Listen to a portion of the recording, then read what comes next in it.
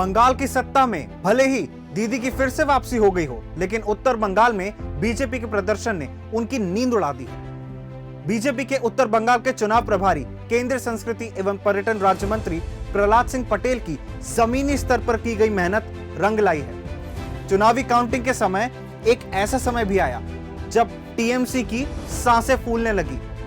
आखिर क्या थी प्रहलाद सिंह पटेल की रणनीति? कैसे बंगाल में प्रहलाद सिंह पटेल ने दीदी के खेला को सीमित किया? आइए आपको बताते हैं।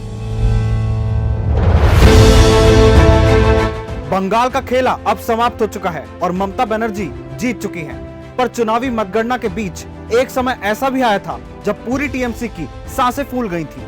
दरअसल भाजपा के उत्तर बंगाल के चुनाव प्रभारी और केंद्रीय संस्कृति एवं पर्यटन राज्य मंत्री प्रहलाद सिंह पटेल पर उत्तर बंगाल की 42 विधानसभा सीटों का प्रभार था, जिनमें से 25 सीटों पर बीजेपी के उम्मीदवारों ने भारी मतों से विजय हासिल की।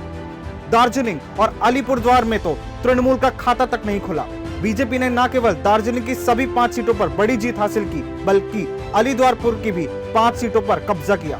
कई सीटों पर कांटे की टक्कर रही और कई दिग्गजों को हार का सामना करना पड़ा। पर यह सब इतना आसान नहीं था। इस पूरी युद्ध नीति के पीछे थे प्रहलाद सिंह पटेल।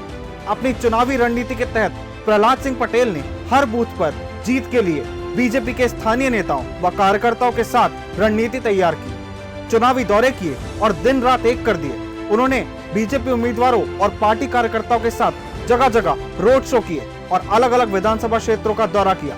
अपने रणनीतिक कार्यक्रमों के तहत उन्होंने जगह जगह चाय पर चर्चा कार्यक्रम किए और इस दौरान स्थानीय मुद्दों पर आम लोगों से बातचीत की और घर घर जाकर भारतीय जनता पार्टी के उम्मीदवारों को जीत दिलाने की अपील की। काम किया है। मैं ये मानता हूँ कि मेरे पास में उत्तर बंगाल में 42 सीटें थी, जहां से हम 25 सीटें जीते। वो बंगाल भी है जिसके 2 जिलों में टीएमसी का खाता नहीं खुला। वहीं नक्सलवाड़ी भी है, जहां से नक्सलवादी आंदोलन शुरू हुआ था, वहां भारतीय जनता पार्टी का कमल खिला है। लेकिन ये छद्म नक्सलवादी है ममता बनर्जी। आइए आपको बताते हैं कि किन वजहों से प्रहलाद सिंह पटेल बने बंगाल के सुपरस्टार। उन्होंने नक्सलवाड़ी क्षेत्र का महत्व समझते हुए वहां कई तरह के कार्यक्रम और बैठकें की। सिलीगुड़ी में प्रधानमंत्री की रैली की तैयारियों का न सिर्फ जायजा लिया, बल्कि उसे बेहतरीन तरीके से सफल बनाया, जिसमें लाखों की संख्या में लोगों ने शिरकत की। धूपगुड़ी विधानसभा के बारनहाट में कई रोड शो किए। कूच बिहार के सीतलकुची में केंद्रीय गृह मंत्री अमित शाह के साथ कई चुनावी जनसभाओं में शामिल हुए। चाय बागान के कर्मचारियों की समस्याओं को सुना और उन्हें भरोसा दिलाया कि उनकी हर समस्या को दूर किया जाएगा। बेशक बंगाल में ममता का किला ना ढहाया जा सका हो, लेकिन बीजेपी की सफलता को नजरअंदाज नहीं किया जा सकता, जिसने 3 सीट से लेकर 77 सीटों तक का सफर तय करके अपना दमखम दिखाया है।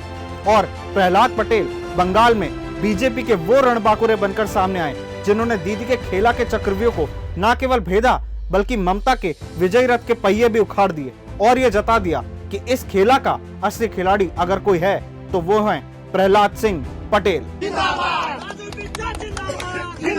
Bureau report, India first news.